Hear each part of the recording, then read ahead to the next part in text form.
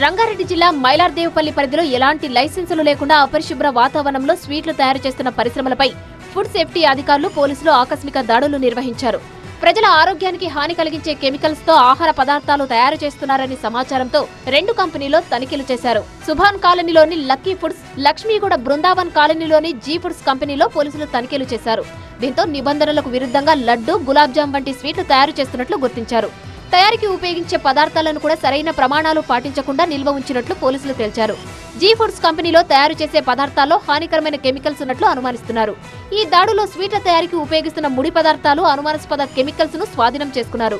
అలాగే సరైన లైసెన్సులు, నిబంధనలు పాటించడంలోనూ 2 కంపెనీలు నిర్లక్ష్యంగా వ్యవహరిస్తుండటంతో యజమానులపై మైలార్దేవుపల్లి పోలీసులు కేసులు నమోదు చేసి దర్యాప్తు చేస్తున్నారు.